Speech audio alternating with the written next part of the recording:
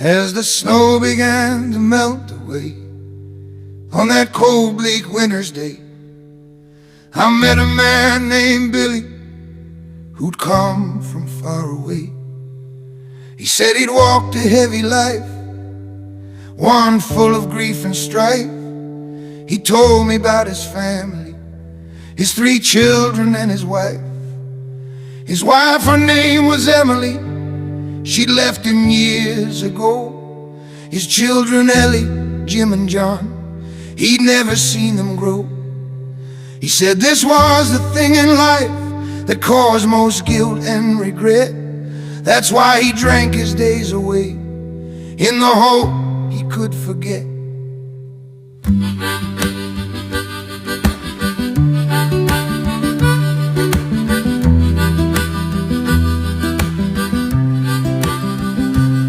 He asked me if I had a woman, and I told him about my babe. He offered me sincere advice, don't make the same mistakes he'd made. His face showed scars from many wars, from countless battles for the cause. He'd been the killer of many men and showed no mercy or remorse. He'd fought all over foreign lands, the grass of Europe, Arabian sands. These wars he didn't have to understand, just do it for the king and Uncle Sam. For his country he had given his all, swam across rivers, ran through walls, killed with his hands knives and guns, and been willing to take that final fall.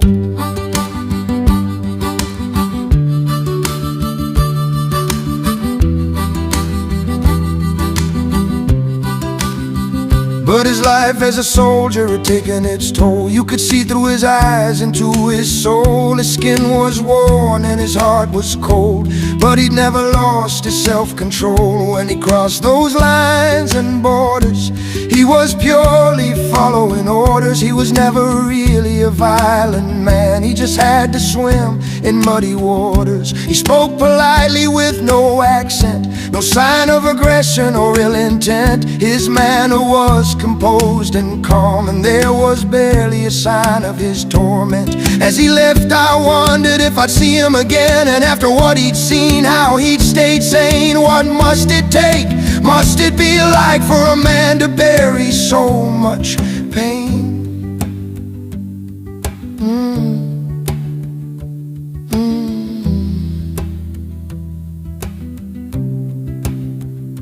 A few days later on the London Express, as I opened up my paper, I lost my breath.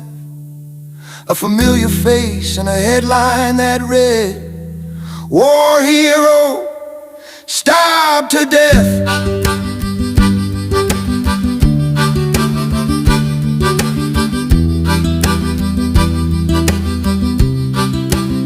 As he walked on home that fateful night, he saw a gang trying to start a fight. Many a man would have walked on by, but for Billy that just wasn't right. As he attempted to break up the fight, he spotted a blade in the pale moonlight. It felt like a punch, but he saw the blood, and all that it took was one coward and a knife.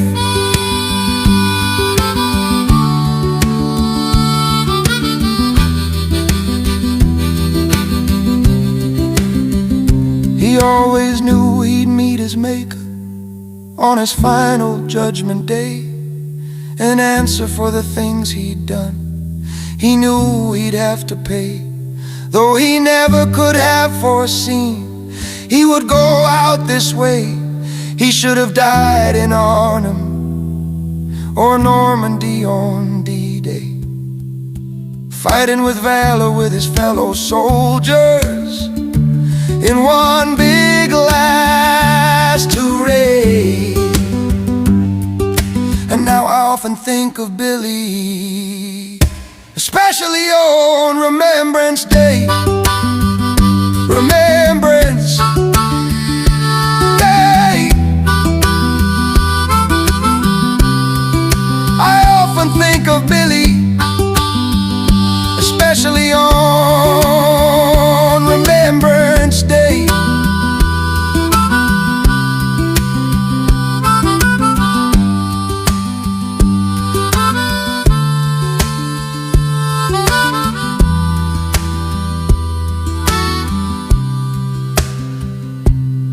often think of Billy, especially on Remembrance Day.